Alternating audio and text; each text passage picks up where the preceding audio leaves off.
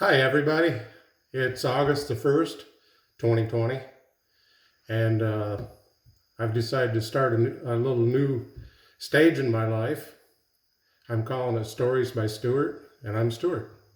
So I hope you enjoy this today. I recently sold my business to our youngest son, and then I joined the John Maxwell team. And so the end of this month, I'll become certified as a speaker, trainer, coach. And so I'm starting a new phase in my life. I'm really excited about it. I found that I had a hidden talent recently here a couple of years ago. I went to Kenya, and through that whole process, I was kind of pushed into a different step in my life, and I began to speak at prisons and in slum ministry, and now it's grown up into where we're actually working with the Westpokot County government, and they've asked me to help build a training facility for them. And also, I was supposed to be the key speaker for their Westpokot County Prayer Breakfast, but now with COVID, that's been canceled, and we're looking at some other options. But anyway, apart from that, today's story is about a tree. So I was walking through the woods one day, just kind of easing along, and I saw a tree. Well, duh, you say, that's kind of what you see in woods, right? Yeah, it is, but this tree was really, really unique. And I made a little illustration. It kind of looked like this. You can see this here side looks completely good. This side is rotten to the core. Now, this is a very elementary illustration, but you can imagine the branches coming up. And I thought to myself, you know what? That's going to be the biggest tree I have ever pushed over in my entire life. I've pushed over a lot of dead trees. It's just something I do. So I glanced up to see if it had any dead branches. It might come crashing down on my head, because that can be a very painful experience. And to my surprise, it had no dead branches. It had no dead leaves. I was shocked. I said, how can this be that a tree this hollow? I mean, there wasn't anything in there other than the bark and a little bit of meat. So I went around on the other side of the tree. I looked it up and down. I couldn't see a thing in the world wrong with it. It looked whole. It looked like I could build a house out of it. It's huge. I took my grandchildren back there. My grandchildren can climb into here. That's how big that tree is. And I said, I don't know what's holding this dumb thing up. So I pondered on that for quite a while, months. And I'm a person of faith, and I don't want that to put you off, but to explain the story a little bit, all of a sudden one day I got this aha moment, and I realized a voice said to me, well, you're looking at that tree like a man does. I said, well, how am I supposed to look at it? And this thought or inspiration says, I'm looking at it from above. I look at it from the top. I see the whole thing from a different perspective than you. And last week I talked to you a little bit about perspective. And suddenly I started changing my perspective about the tree. I started trying to see it from above in my mind. I started seeing, you know what? This tree looks totally different now. And I realized the tree is still connected because it's still producing. And that opened up my mind to so many situations, so many organizations, so many people. And I thought, so often we get to where we're camped out on one side of the tree. We're sitting there with our drink, Hey, y'all over there. Can't you all see that this tree is rotten to the core?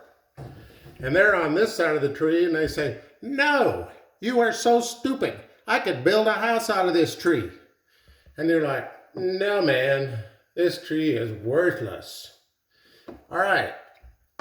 Sometimes we're both completely right.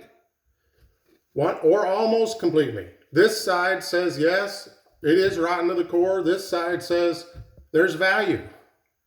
Now, we know there's value because it's still producing. It's still connected. But Here's the problem. If you camp out on this side of the tree and refuse to say, my organization has a problem, my family has a problem, my business has a problem, one day the storm is going to come, the tree's going to blow over and crush you. If you camp out on this side of the tree, you don't see value in anybody because you can always find a place where somebody's not perfect because none of us are perfect. So I wrote down a few takeaways, points to ponder, things for you to think about today and in the coming days. And number one is there is no person or situation that's perfect. So guess what? I get to pick every day. Am I going to camp out on this side of the tree? Am I going to camp out on this side of the tree? Or am I going to look at the situation like God looks at it?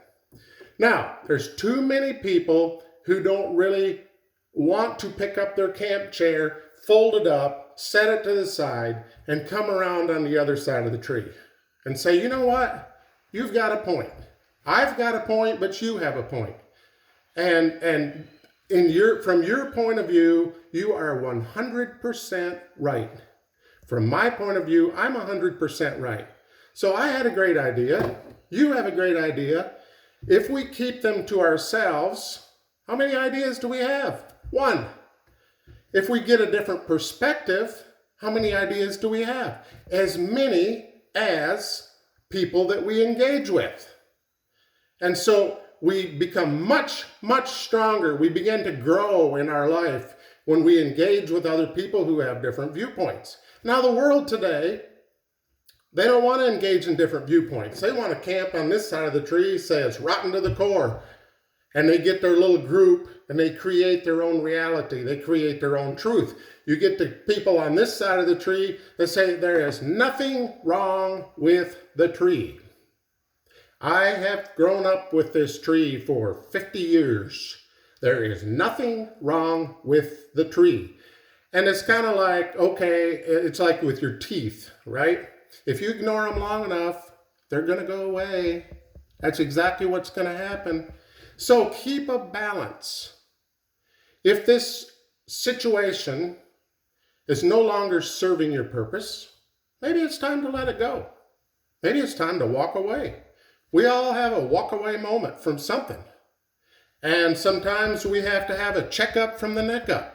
We say, what is it that I'm defending here? Why is it that I'm losing friends and beginning to be known as a very argumentative person and I'm not growing? What is it? Maybe we have to reevaluate. What is it that I'm defending? Is it truth? Is it serving my purpose? Is it helping me? Maybe we just have to have a walk away moment and say, you know, I was there on the wrong side of the tree for a while. I done left. I'm not there no more. I'm leaving that behind. It is what it is. Now, it's important to give consideration to what other people think. But when you're working for someone, let's say I'm working for John. John gives me some directions for me personally. But then Bill comes along and he says, oh, no, that's not the way to do that. That is so stupid. So Bill gives me this other input. Okay, it's wisdom most of the time to give a little consideration. But guess who's paying me? John is paying me. So guess what? At the end of this life, who are you getting your reward from? That's who you need to be getting your directions from. So the last point is look for fruit in this person, in this organization, in this situation. Is there fruit? Are the branches alive? Are they producing leaves? Is there fruit? Which direction is this thing going? Is it heading in the right direction? You're always looking. You know, if my son who bought my business has a problem, but I look at the big picture and I say, yeah, but you're heading in the right direction. You're going to get through the problem. That's one thing. But if he's heading in the wrong direction and he has this small success, but basically he's heading in the wrong direction. I need to say, look, you're heading in the wrong direction. This is not going to work in the long run. Let's make some adjustments. Now, it would be up to him to make that decision. So in ending here, I want to just quote a John Maxwell quote for something for us to think about. But he says, people of value who value people add value to people. So we all want to be people of value. Hopefully we all value people. Let's make this week a week of adding value to people. Thank you.